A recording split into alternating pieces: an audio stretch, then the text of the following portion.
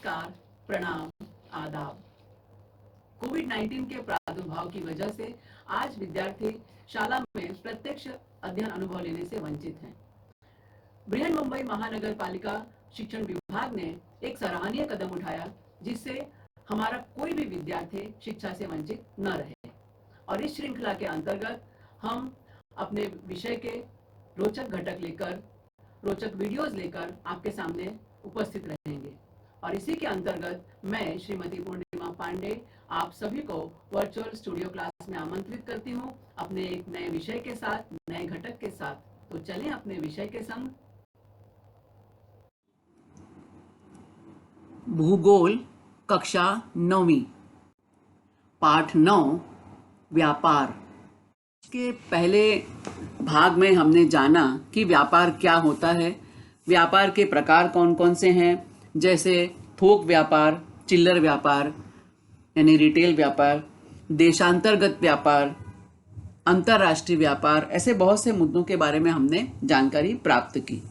आज हम देखेंगे व्यापार संतुलन किसे कहते हैं। हम जब अंतर्राष्ट्रीय व्यापार करते हैं तो उसमें एक्सपोर्ट और इंपोर्ट यानी आयात और निर्यात ये प्रमुख मुद्दे होते हैं, उसके वो मूलभूत प्रक्रिया होती है। उसके बाद का जो स्टेज आता है, जो चरण आता है, वो होता है व्यापार संतुलन का। तो आओ देखें क्या होता है ये व्यापार संतुलन। किसी देश के विशिष्ट कालावधि में आयात और निर्यात के कुल मूल्य में होने वाले अंतर को व्यापार संतुलन कहा जाता है। यानी हमने कितना आयात किया और कितना निर्यात किया, कितना सामान मंगाया किसी दूसरे देश से और कितना सामान दूसरे देश को भेजा। तो हमने एक टाइम पीरियड हम लेते हैं, जैसे मान लो हमने 2020 का कालखंड लिया, तो 2020 मतलब जनवरी 2020 से दिसंबर 2020 की ये जो अवधि है, इस कालावधि में भारत ने कितना सामान दूसरे देशों से मंगाया और कितना सामान दूसरे देशों को भेजा। तो ये आयात और निर्यात में क्या अंतर है, आयात ज़्यादा हो रहा है और निर्यात कम हो रहा है, या आयात कम है निर्यात ज़्यादा है, तो ये जो बैलेंस है इसी को हम कहते हैं व्यापार संतुलन। अब व्यापार संतुलन के 2-3 प्रकार हैं, कौन कौन से हैं चलो हम देखते हैं। पहले हम देखते हैं प्रतिकूल व्यापार संतुलन। यहाँ पर आपको एक चित्र दिखाई दे रहा है। तो इसमें हम देख रहे हैं कि आपको एक ट्रायंगल दिया हुआ है, एक त्रिभुज है, इसको हम यदि आधार मान लें, ये हमारा देश है, इसको एक सिंबल मान लें, और यहाँ पर एक जो हम कैटेगरी देख रहे हैं आयात और निर्यात। आपने इस तरह के जो झूले कहीं बगीचे में देखे होंगे, गार्डन में देखे होंगे, सी सॉ जिसे हम कहते हैं। तो इस पे जहाँ पे वजन ज़्यादा है वो हिस्सा झुक जाता है और जो हल्का है वो ऊपर उठ जाता है। अब चूंकि यहाँ पर आयात अधिक हो रहा है, ये हिस्सा झुका हुआ है, मतलब ये ज़्यादा है, यानी आयात बहुत ज़्यादा है। यानी आयात मतलब क्या, सामान मंगाना, इंपोर्ट करना, ये हम दूसरे देश से सामान ज़्यादा मंगा रहे हैं। अब यहाँ पर निर्यात, ये हल्का है क्योंकि ऊपर उठा हुआ है ये बॉक्स, तो ये क्या है, निर्यात। इसका मतलब निर्यात कम है और आयात ज़्यादा है। तो जब आयात मूल्य निर्यात मूल्य की अपेक्षा अधिक होता है तब प्रतिकूल व्यापार संतुलन होता है। यानी हमारा पैसा देश के बाहर ज़्यादा जा रहा है, हम सामान ज़्यादा मंगा रहे हैं तो पैसा हम बाहर भेज रहे हैं, और निर्यात कम हो रहा है, निर्यात हम सामान जो भेज रहे हैं बाहर से के और हमको जो दूसरे देशों से पैसा मिल रहा है वो कम है। तो आयात मूल्य जो है वो निर्यात मूल्य की अपेक्षा अधिक है। तो ऐसी स्थिति में प्रतिकूल व्यापार संतुलन होता है। अब हम देखेंगे अनुकूल व्यापार संतुलन। वही चित्र हम देख रहे हैं फिर से, इसमें थोड़ी सी स्थितियां बदली हुई है। इसमें क्या हो रहा है, निर्यात का पलड़ा झुका हुआ है और आयात जो है वो ऊपर की तरफ है। यानी ये वजनदार है तो ये वजन जो है जिसमें अधिक है वो झुक गया है, नीचे की तरफ है, जो हल्का है वो ऊपर की तरफ है। तो इसका मतलब आयात कम हो रहा है, हम बाहर से सामान कम मंगा रहे हैं। सामान कम मंगा रहे हैं मतलब हमारे देश के देश का जो पैसा है वो बाहर कम जा रहा है। हम निर्यात अधिक कर रहे हैं, सामान दूसरे देशों में अधिक भेज रहे हैं। जब दूसरे देशों में हम सामान अधिक भेज रहे हैं मतलब हमको पैसे की इनकम हो रही है, आवक हो रही है। तो ये ऐसी स्थिति में जब निर्यात मूल्य आयात मूल्य की अपेक्षा अधिक होता है तब अनुकूल व्यापार संतुलन होता है। यानी हमें पैसा ज्यादा मिल रहा है, हमारी आवक ज्यादा हो रही है। तो जब आवक ज्यादा है और पैसा जो हमारा बाहर जा रहा है वो कम जा रहा है, तो इस स्थिति को हम कहते हैं अनुकूल व्यापार संतुलन। अनुकूल मतलब जो हमारे अनुकूल है, हमारे माफिक है, जो हमारे फेवर में है, उसे हम कहते हैं अनुकूल। प्रतिकूल जो हमारे विरुद्ध है, तो वो प्रतिकूल व्यापार संतुलन हमने पिछले देखा, और ये है अनुकूल व्यापार संतुलन। अब तीसरी कैटेगरी है संतुलित व्यापार। अब इस चित्र में हम देख रहे हैं जितना ये आयात है उतना ही निर्यात है, क्योंकि दोनों एक ही लेवल पे है, एक ही स्तर पर हैं। तो जब आयात और निर्यात मूल्य लगभग समान होते हैं उसे संतुलित व्यापार कहा जाता है। न इसमें कोई नुकसान है, न इसमें ज्यादा कुछ लाभ और हानि जो है वो बराबर है, नुकसान है नहीं, लाभ और जो है वो हमारा इक्वल लेवल पे चल रहा है। जितना सामान हम बाहर भेज रहे हैं उतना ही मंगा रहे हैं, तो हम बैलेंस चल रहे हैं, संतुलित चल रहे हैं, और इस स्थिति को संतुलित व्यापार कहा जाता है। अब हम देखेंगे अंतरराष्ट्रीय स्तर के व्यापारिक संगठन।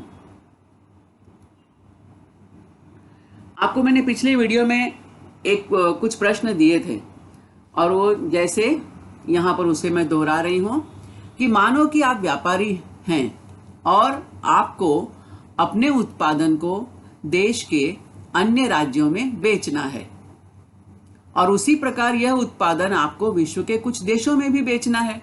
यानी आपको अंतर्गत व्यापार भी करना है, डोमेस्टिक ट्रेड भी करना है, और बाह्य व्यापार या अंतरराष्ट्रीय व्यापार भी करना है, इंटरनेशनल ट्रेड भी करना है।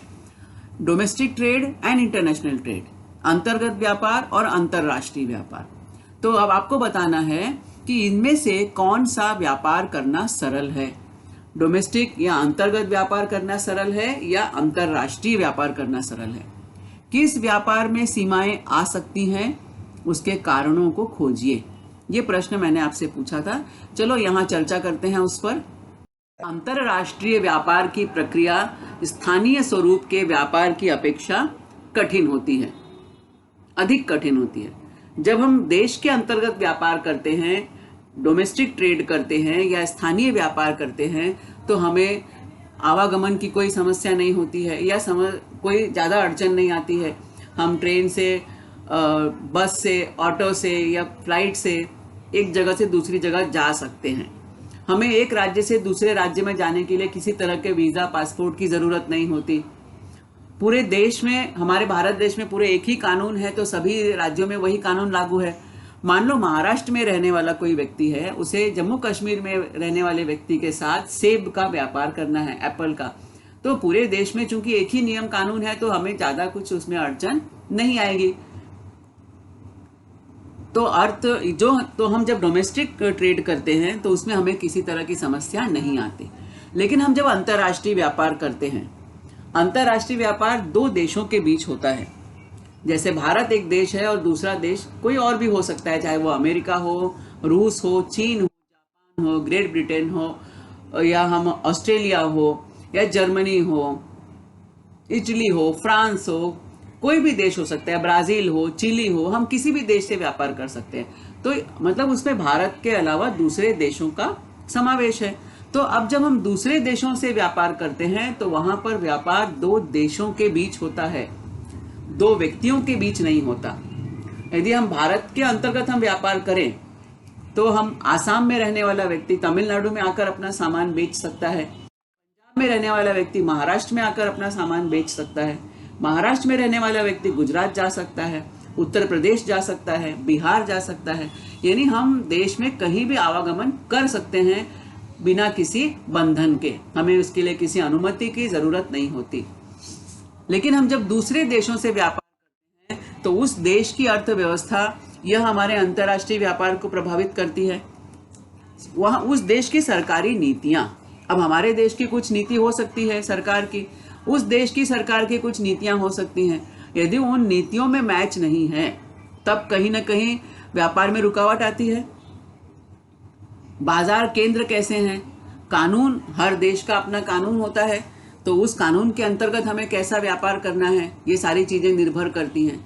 न्याय व्यवस्था, मुद्रा, सबसे बड़ी बात आ जाती है मुद्रा की। अब हमारे देश की मुद्रा क्या है, रुपए। अमेरिका की मुद्रा क्या है, डॉलर। ग्रेट ब्रिटेन की मुद्रा क्या है, पाउंड। जापान की मुद्रा क्या है, येन, है ना। इसी तरह अलग अलग देशों की मुद्रा अलग अलग होती है। यूरोप में अन्य देश जो है, फ्रांस, जर्मनी, इटली, पूरा यूरोप जो है, ग्रेट ब्रिटेन को छोड़कर सभी यूरोप के देशों की मुद्रा एक है, यूरो। तो इससे हर मुद्रा का जो मान है वो अलग अलग होता है और अंतर्राष्ट्रीय बाजार में मुद्रा की कीमत डॉलर के मुकाबले निर्धारित की जाती है। तो जैसे यदि हम आज का डॉलर रेट देखें तो आज का डॉलर रेट इंडियन रुपीस के रेफरेंस में 74.78 रुपीस है, यानी अमेरिका का एक डॉलर हमारे देश के 74 रुपये 78 पैसों के बराबर है। तो हमें जब यदि व्यापार करना है तो हम कैसे उसमें व्यापार करेंगे। अब हमको यदि हमारे कोई चीज़, हमारे किसी वस्तु की कीमत 100 रुपये है या 500 रुपये है तो उसको हमें डॉलर के मुताबिक उसको प्राइस उसको मानना पड़ेगा, क्योंकि एक डॉलर उनका मतलब कितना है, उनका एक डॉलर मतलब हमारे इंडिया का 74 रुपीज़ हो गया। तो ऐसे हमारा जब एक डॉलर में इतना हो गया, तो हमारे 500 रुपये का कोई सामान है तो उनका कितना डॉलर होगा, इस तरह से कैलकुलेशन करना पड़ेगा। तो मुद्रा में जो अलग अलग मुद्रा होने की वजह से बहुत सारी चीज़ें आ जाती हैं। अब उसमें डॉलर में भी यूएस डॉलर अलग है, कैनेडियन डॉलर अलग है, कनाडा देश में जो डॉलर चलता है वो अलग है। तो अलग अलग देशों से हम जब व्यापार करते हैं तो उसकी कीमत भी अलग अलग हो जाती है। अभी हम यदि यूरो की बात करें, यूरोप में चलने वाली मुद्रा की, तो यूरो का आज का रेट क्या है। यूरो का एक यूरो बराबर 88.98 इंडियन रुपी, यानी 88.98 रुपये, यानी यूरोप देश का एक यूरो और हमारे देश का 88 रुपये लगभग। तो कितना फर्क है मुद्रा में दोनों में। तो हम जब इस तरह से अंतर्राष्ट्रीय व्यापार करते हैं तो मुद्रा के हिसाब से विनिमय करने के लिए बहुत सारी चीज़ों का हिसाब किताब करना पड़ता है। तो ये थोड़ा सा कठिन प्रोसेस होता है, मुश्किल होता है। भाषा की बात तो आती ही है, हमारे देश में अनेक भाषाएं चलती हैं। तो हमारे देश में जो काम करने वाला व्यापारी है वो हिंदी, गुजराती, मराठी, बंगाली, पंजाबी, आसामी, उड़िया, तमिल, मलयालम, कन्नड़ा, पंजाबी, जाट, है ना, संस्कृत, कश्मीरी, बहुत सारी भाषाएं हमारे देश में हैं। और अंतर्राष्ट्रीय रूप में हमारा देश जो है वो इंग्लिश भाषा से काम चलाता है। लेकिन इंग्लिश पूरे विश्व की भाषा तो है नहीं। यदि हमें रशिया से व्यापार करना है तो उनकी भाषा रशियन है, रूसी भाषा है। जापान से व्यापार करना है तो उनकी भाषा जापानी है। चीन से व्यापार करना है तो उनकी भाषा चीनी है। यूरोप के किसी देश से व्यापार करना है, जैसे फ्रांस से यदि हमें व्यापार करना है तो फ्रांस की भाषा क्या है, फ्रेंच है। जर्मनी से करना है तो उनकी भाषा है जर्मन। स्पेन वाले देश से व्यापार करना है तो उनकी भाषा है स्पेनिश। तो इस तरह से अलग अलग देशों की अलग अलग भाषाएं होती हैं। तो व्यापारियों को थोड़ी सी उसमें कठिनाई आती है। तो उस प्रक्रिया को सरल बनाने के लिए हमें अन्य लोगों का सहारा लेना पड़ता है। तो स्थानीय व्यापार की अपेक्षा अंतर्राष्ट्रीय व्यापार थोड़ा सा जो है वो कठिन हो जाता है। और दो देशों के बीच राजनैतिक संबंध कैसे हैं, यदि हम जैसे बात करें तो भारत के यदि पड़ोसी देश की हम बात करें तो हमारे अपने पड़ोसी देशों से किस तरह के राजनीतिक संबंध हैं, चाहे वो पाकिस्तान हो, चाहे वो चीन हो, चाहे वो श्रीलंका हो या अफगानिस्तान हो या अन्य देश हैं जैसे रूस है, अमेरिका है, ब्रिटेन है, जर्मनी है। हर एक देश से हमारा राजनीतिक संबंध कैसा है। यदि राजनीतिक संबंध सकारात्मक होते हैं, अच्छे होते हैं, मजबूत होते हैं तो व्यापारिक प्रक्रिया भी सहज और सरल हो जाती है। जब राजनीतिक संबंधों में थोड़ी सी दूरियां होती हैं, थोड़ी सी कटुता होती है तो उसमें व्यापारिक जो प्रक्रिया होती है थोड़ी सी मुश्किल हो जाती है। तो इस तरह से ये सारे मुद्दे जो हैं अंतर्राष्ट्रीय व्यापार पर प्रभाव डालते हैं और इसलिए हम कह सकते हैं कि अंतरराष्ट्रीय व्यापार की प्रक्रिया स्थानीय स्वरूप के व्यापार की अपेक्षा अधिक कठिन होती है। आर्थिक स्थिति अलग अलग होने के बाद भी व्यापार की प्रक्रिया सरल तथा न्यायपूर्ण हो, यानी इतनी सारी स्थितियां हमने देखी, ये सब कुछ विभिन्नताएं हैं, लेकिन इसके बाद भी व्यापार तो रुकता नहीं है। तो व्यापार की जो प्रक्रिया आसान हो, न्यायपूर्ण हो, उसमें कोई अन्याय न हो, कोई गलत न हो, इसके लिए कुछ अंतरराष्ट्रीय संगठनों की निर्मित हुई है, आर्थिक संगठनों की। यह व्यापारिक संगठन अंतरराष्ट्रीय व्यापार वृद्धि और सुलभता के लिए काम करते हैं। ये व्यापारिक संगठन क्या काम करते हैं? जो इंटरनेशनल ट्रेड है, अंतरराष्ट्रीय व्यापार है, वो बढ़े, अच्छी तरह से बढ़े, सहजता से बढ़े, सरलता से बढ़े, उसमें किसी तरह की गलती न हो, इसके लिए वो लोग प्रयास करते रहते हैं। कौन लोग? अंतरराष्ट्रीय व्यापारिक संगठन, अंतरराष्ट्रीय आर्थिक संगठन, ये सब इसके लिए प्रयास करते हैं। तो यहाँ पे कुछ कॉलम बने हुए हैं, इसमें हम देख रहे हैं। पहला कॉलम है अंतरराष्ट्रीय संगठन के नाम, दूसरा कॉलम है सदस्य देशों की संख्या तथा बोध चिन्ह, यानी हर जो संगठन का एक लोगो चिन्ह होता है। उसके बाद है मुख्यालय, किस देश में उसका हेड ऑफिस है और उसका काम क्या है, उसके उद्देश्य क्या है। तो सबसे पहले हम देखते हैं विश्व व्यापार संगठन, वर्ल्ड ट्रेड ऑर्गेनाइजेशन, और इसका शॉर्ट फॉर्म है WTO। अब इस संगठन में 164 देश शामिल हैं, पूरी दुनिया के 164 देश इसमें शामिल हैं, और ये है उनका लोगो, आप देख रहे हो इस तरह से, वर्ल्ड ट्रेड ऑर्गेनाइजेशन WTO। इसका हेड ऑफिस कहाँ पर है? स्विट्जरलैंड में है, जिनेवा। और इस संगठन का उद्देश्य क्या है, इसके काम क्या है? अंतरराष्ट्रीय व्यापार की चर्चा के लिए मंच उपलब्ध कराना, व्यापार से संबंधित मतभेद निपटाना, यदि दो देशों में कुछ मतभेद है तो उसमें उसको दूर करना, राष्ट्र की व्यापार नीति की देखरेख करना, और इसके अलावा सबसे महत्वपूर्ण है विकासशील देशों के लिए तकनीकी सहायता एवं प्रशिक्षण उपलब्ध कराना। अब कुछ देश तो हैं ऑलरेडी विकसित देश हैं, उनका बहुत ज़्यादा विकास हुआ है, कुछ देश विकास की प्रक्रिया में हैं। तो विकास की प्रक्रिया के लिए क्या क्या आवश्यक है? टेक्नोलॉजी की आवश्यकता होती है, नई नई चीज़ों की जानकारी मिलनी चाहिए। तो यह जो अंतर्राष्ट्रीय मंच है, विश्व व्यापार संगठन, वर्ल्ड ट्रेड ऑर्गेनाइजेशन, वह ऐसे विकासशील देशों के लिए तकनीकी सहायता उपलब्ध कराता है, प्रशिक्षण ट्रेनिंग प्रोग्राम प्रशिक्षण रखते हैं, ताकि सभी लोगों को नई बातों की जानकारी मिल सके।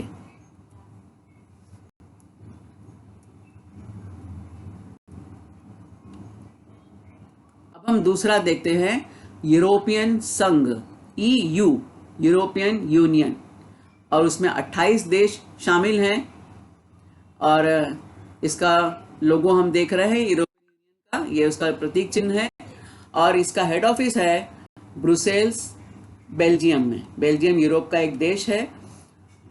इसके काम क्या है, इसका उद्देश्य क्या है? इस संगठन का उद्देश्य है कि यूरोप में विभिन्न देशों की एकत्रित बाजार प्रणाली विकसित इन्होंने की है। यूरोप में कई सारे देश हैं, तो ये सारे देश जो है, अलग अलग देशों में भले कुछ भिन्नता हो, लेकिन इस संगठन ने, यूरोपियन संघ ने, सभी देशों की एक कॉमन मार्केटिंग सिस्टम, बाजार प्रणाली इन्होंने डेवलप की है।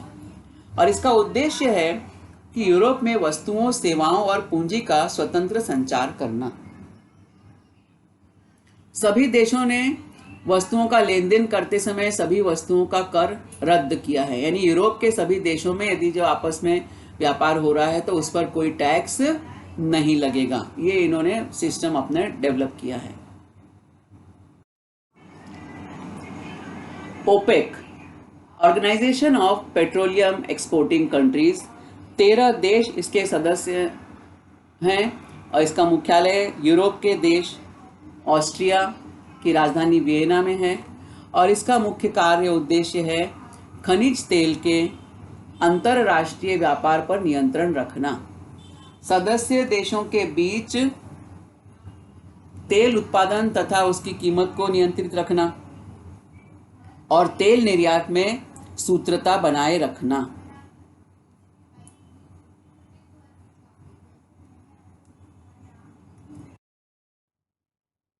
अगला जो महत्वपूर्ण संगठन हम देख रहे हैं वो है सार्क।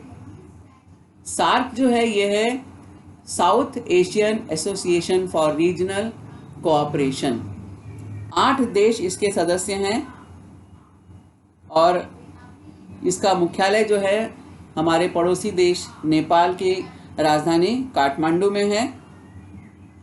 अब इसके 8 सदस्य जो हैं कौन कौन से हैं, ये है भारत, पाकिस्तान, बांग्लादेश, श्रीलंका, नेपाल, भूटान, मालदीव्स और अफगानिस्तान।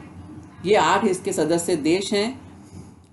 तो ये जो संगठन है ये दक्षिण एशिया के देशों की समान समस्याएं समझते हुए उनके समाधान के लिए उपाय निकालना, ये इनका काम है। समान समस्याएं मतलब हमारा एक तो हमारी जो जलवायु है वो लगभग एक ही तरह की है। हम एक ही गोलार्ध में स्थित हैं। उसके अलावा हमारे देशों के बीच, सदस्य देशों के बीच सामाजिक कल्याण की भावना विकसित हो, इन देशों के सभी लोगों का जीवन स्तर ऊंचा उठे और इसके लिए परस्पर सहयोग की भावना बढ़े और दक्षिण एशिया की अशांति को दूर करना, यह इनका बहुत ही महत्वपूर्ण उद्देश्य है। क्योंकि हम देखते हैं कि हमारे ये सार्क देशों में आपस में हम देखें तो चाहे वो भारत पाकिस्तान हो या भारत हम चीन की बात करें तो भारत के चीन से भी संबंध डिस्टर्ब होते रहते हैं। हालांकि चीन जो है वो सार्क कंट्रीज में नहीं आता है, लेकिन जब भारत में शांति होगी तो उसका प्रभाव अन्य पड़ोसी देशों पर पड़ता है। और सार्क के अधिकांश जो देश हैं जैसे पाकिस्तान है, बांग्लादेश है, श्रीलंका, नेपाल, भूटान, मालदीव, अफगानिस्तान, ये सब भारत के पड़ोसी देश हैं। तो भारत में जब ये शांति होगी तो पड़ोसी देशों पर भी इसका असर पड़ता है। तो इसलिए दक्षिण एशिया की अशांति को दूर करने के लिए सार्क जो है महत्वपूर्ण भूमिका निभाता है। अगला संगठन है आसियान। आसियान जो है association of south east Asian Nations. 10 देशों का समूह है ये और इसका मुख्यालय है इंडोनेशिया की जकार्ता स्थान पर। जकार्ता जो है इंडोनेशिया की राजधानी है और इसका उद्देश्य है दक्षिण पूर्व एशियाई देशों में आर्थिक विकास, उसी प्रकार सामाजिक और सांस्कृतिक सौहार्द बढ़ाना, शांति को प्रोत्साहित करना और सदस्य देशों को व्यापार वृद्धि के लिए सहूलियत देना। और जो 10 देश हैं आसियान के वो कौन कौन से हैं, वो है Brunei, Cambodia, Indonesia, Laos, Malaysia, Myanmar, Philippines, Singapore, Thailand, Vietnam, ये इसके सदस्य देश हैं। इसी तरह से और एक महत्वपूर्ण अंतर्राष्ट्रीय व्यापारिक संगठन है ओपक, आपेक, एशिया पैसिफिक इकोनॉमिक कोऑपरेशन। इसका सिंबल हम देख रहे हैं, प्रतीक चिन्ह हम लोगों यहाँ देख रहे हैं और 21 देश इसके सदस्य हैं। इसका मुख्यालय जो है सिंगापुर में है और इसका उद्देश्य है एशिया प्रशांत महासागर के क्षेत्र में मुक्त व्यापार और आर्थिक सहयोग करना, सदस्य देशों के प्रादेशिक तथा तकनीकी विकास को प्रोत्साहन देना। और अगला जो हमारा एक महत्वपूर्ण संगठन है वो है कौन सा, वो है ब्रिक्स, BRICS, ब्रिक्स। इसके जो 5 सदस्य देश हैं यहाँ दिए हुए हैं, Brazil, Russia, India, China and south Africa. Brazil है, रूस है, भारत है, चीन है और दक्षिण अफ्रीका, ये इसके 5 सदस्य देश हैं।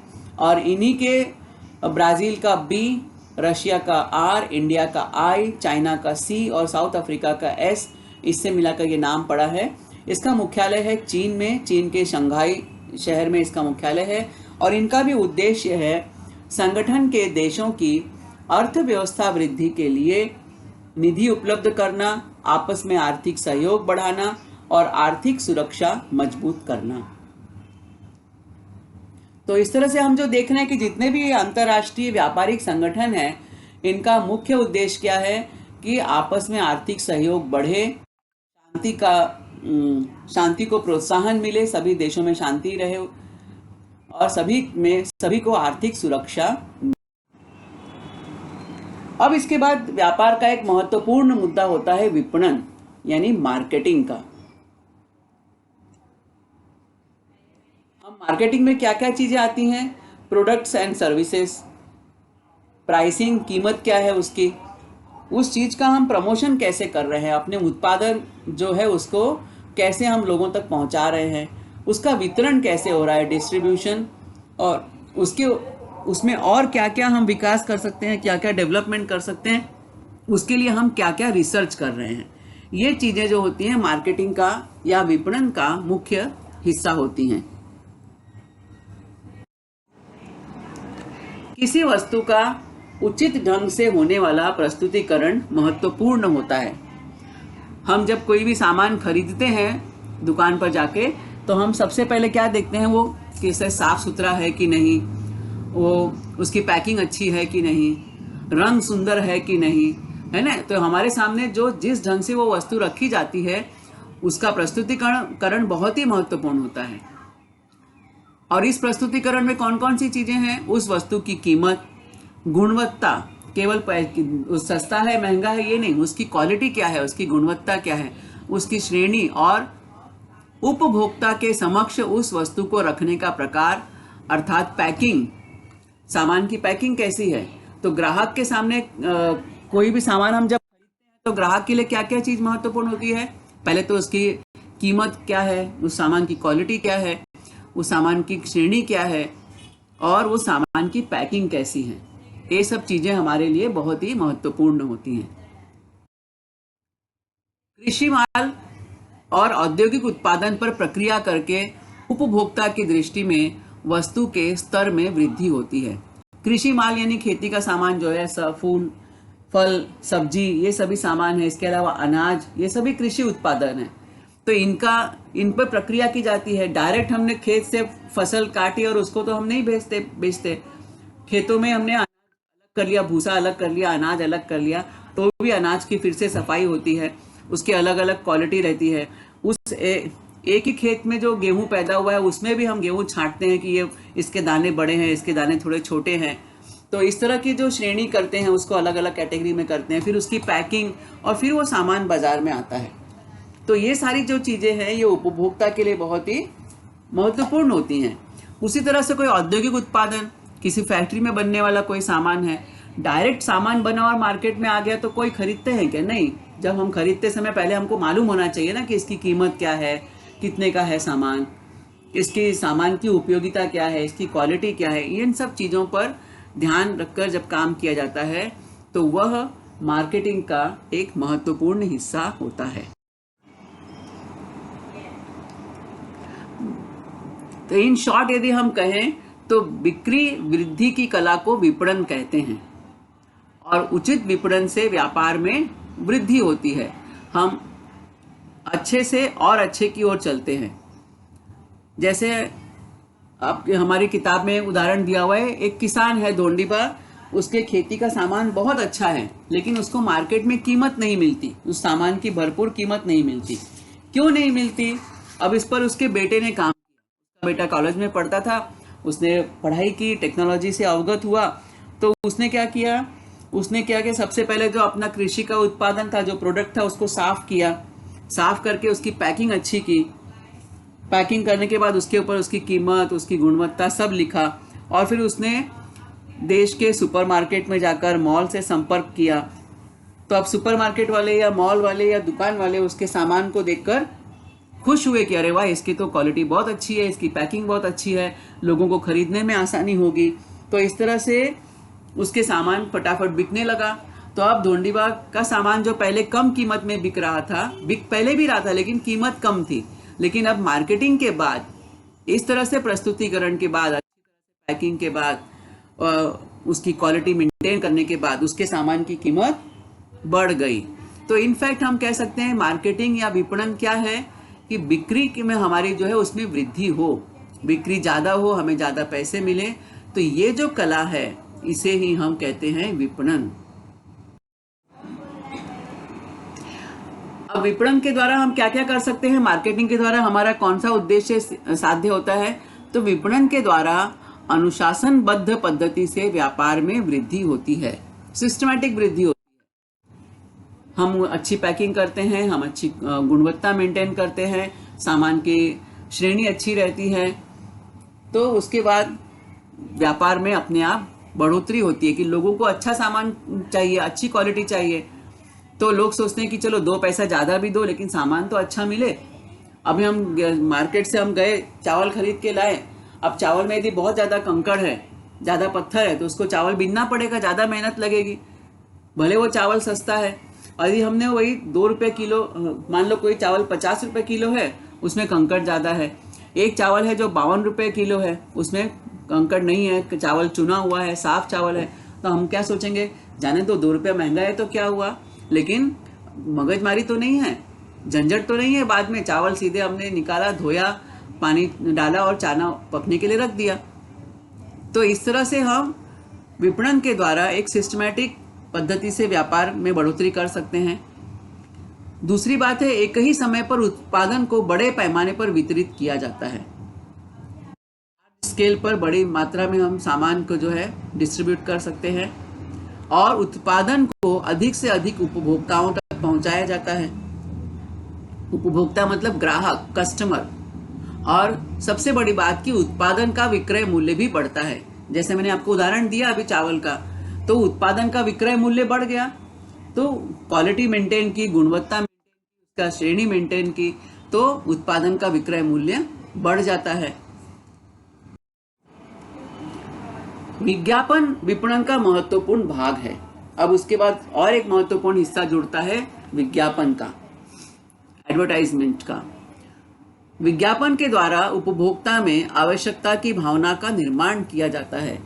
कभी कभी हमें किसी सामान की ज़रूरत हो या ना हो, हम लोग टीवी में ऐड देखते हैं, विज्ञापन देखते हैं, पोस्टर, बड़े बड़े पोस्टर देखते हैं दुकानों पे लगे हुए, तो हमें उसके प्रति आकर्षण होता है और लगता है कि अरे इसे तो हमें खरीद लेना चाहिए। तो इस तरह से उपभोक्ता में या कस्टमर में आवश्यकता की भावना का निर्माण किया जाता है। अगला है अधिक से अधिक उपभोक्ताओं तक पहुंचना। विज्ञापन के द्वारा क्या होता है कि हम अधिक से अधिक ग्राहक तक उनका सामान पहुंचता है, यानी सामान मतलब सामान के बारे में जानकारी पहुंचती है। उत्पादन की ओर उपभोक्ता को आकर्षित करना। उपभोक्ता को ज़रूरत है, कम ज़रूरत है, नहीं ज़रूरत है, लेकिन उस उत्पादन की या प्रोडक्शन की ओर जो हमारा हुआ है प्रोडक्शन, उसकी तरफ उपभोक्ताओं को आकर्षित करना और उपभोक्ता को वस्तु की खरीदारी के लिए प्रोत्साहित करना। सबसे बड़ी बात है कि इतना उसको आकर्षित करो कि उपभोक्ता जो है, कस्टमर जो है, वो तत्पर हो जाए कि हाँ मुझे तो ये सामान खरीदना ही है।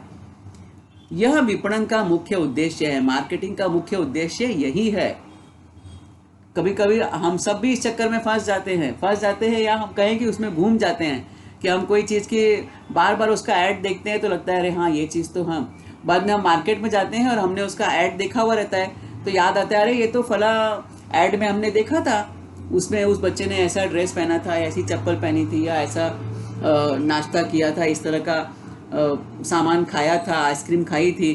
तो हम उसी चीज़ को खरीदने के लिए दुकानदार से बोल देते हैं हाँ हमें फला चीज़ दे दो करके, क्योंकि हमारे दिमाग में वो ऐड कहीं ना कहीं आ जाता है, विज्ञापन दिमाग में रहता है। तो इस तरह से ये जो विज्ञापन के द्वारा लोगों तक पहुंचना, सामान की गुणवत्ता बढ़ाना, पैकिंग बढ़ाना, ये सब विपणन का एक हिस्सा है। और आज तो हम देखें तो डिजिटल मार्केटिंग का, डिजिटल एडवर्टीजमेंट का जमाना है। चारों तरफ मीडिया के द्वारा हम व्यापार कर रहे हैं। अंतरजाल के द्वारा यानी इंटरनेट के द्वारा क्या होता है, विश्व के विविध देशों के उत्पादन की जानकारी होती है। हम अपने लैपटॉप पे, अपने मोबाइल पे आज इंटरनेट के सहयोग से अलग अलग देशों में क्या क्या प्रोडक्शन हो रहा है, हमारे देश में वही यदि मोबाइल बन रहा है तो उसकी कीमत और क्वालिटी क्या है, जापान में, कोरिया में यदि मोबाइल बन रहा है तो उसकी कीमत क्या है, उसकी क्वालिटी क्या है, इन सब चीज़ों की जानकारी हमें मिलती है।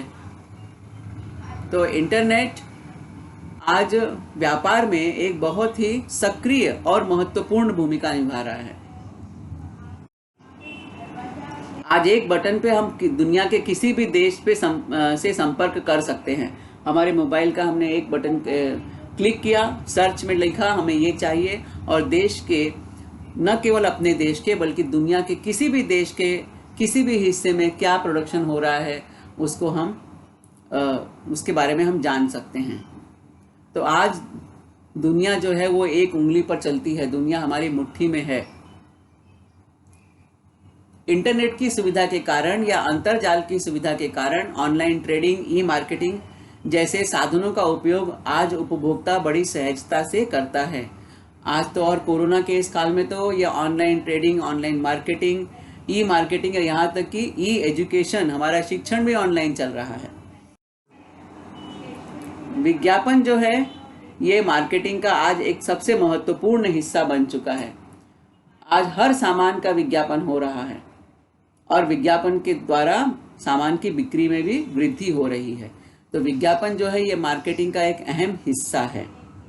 अब विज्ञापन में हम क्या करते हैं, किसी सामान की जानकारी देते हैं, वो सामान क्या है, उसका उपयोग क्या है, और उसका उपयोग करने से हमें क्या क्या फायदे हो सकते हैं, ऐसी बहुत सारी जानकारी विज्ञापन के माध्यम से दी जाती है। कभी कभी क्या होता है कि उत्पादन का विज्ञापन करते समय झूठ, फंसाने वाले अथवा अतिशयोक्तिपूर्ण विधानों का उपयोग करके ग्राहकों को फंसा भी दिया जाता है। लोग फंस जाते हैं, अरे उसमें तो ऐसा लिखा था कि इससे ऐसा होता है, फला क्रीम लगाए तो ऐसा होगा, 4 ही दिन में हमारे पिंपल्स खत्म हो जाएंगे, 2 ही दिन में हम एकदम सुंदर हो जाएंगे। तो वहाँ पर ये इस तरह की भ्रामक बातें रहती हैं, ये अतिशयोक्ति होती है।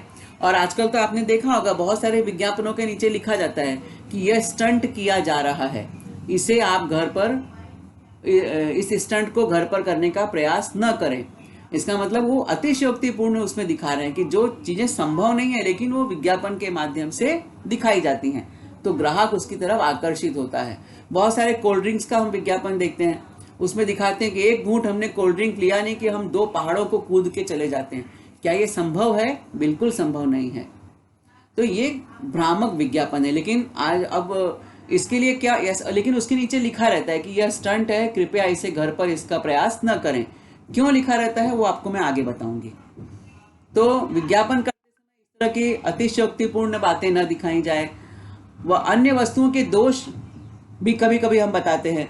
अपना जो हमारा प्रोडक्शन है, हमारा जो उत्पादन है, उसका जो हम गुण न बताकर दूसरों में क्या कमी है ये हम बताने लगते हैं कि भाई फला का उत्पादन हमसे कम अच्छा है, फला का साबुन हमसे कम अच्छा है, फला का जो ये विटामिन है, ये प्रोटीन का जो पाउडर है ये वो हमसे कम अच्छा है। तो इस तरह से हम दूसरों के दोष भी गिनाते हैं और इस कारण कई बार क्या होता है कि विज्ञापन अपनी विश्वसनीयता खो देते हैं। जब 1-2 बार कस्टमर को या उपभोक्ता को इसका अंदाजा लग जाता है तो लोग बोलते हैं अरे ये बेकार का ऐड है, ये लोग ऐसे बोलते हैं, इसमें कुछ होता नहीं है। तो उपभोक्ताओं को ऐसे भ्रामक, अतिशयोक्तिपूर्ण विधानों का उपयोग करने वाले विज्ञापनों से सावधान रहना चाहिए। और इसके लिए उपभोक्ता संरक्षण कानून भी बनाया गया है कि मान लो कोई कस्टमर, कोई ग्राहक फंस गया इस तरह से किसी कंपनी के झूठे जाल में, तो ग्राहक का तो बहुत मेहनत का पैसा है। हमने कोई सामान हमने खरीदा तो ये सोच के खरीदा कि भाई हमने विज्ञापन में देखा था कि उसमें लिखा था, हमने ये सामान लिया तो इसका हमें ये फायदा होगा। लेकिन जब वो सामान हम खरीदते हैं तो हमें उससे कोई चीज़ नहीं मिलती, तो ग्राहक को लगता है कि भाई मैंने तो इतने पैसे खर्च कर दिए इस पर और इसमें तो ऐसी कोई चीज़ है ही नहीं। तो ऐसे में जब ग्राहक फंस जाता है तो उसके संरक्षण के लिए, कि ताकि ग्राहक को नुकसान न झेलना पड़े, उपभोक्ता संरक्षण कानून बनाया गया है। जागो ग्राहक जागो, जानिए अपने।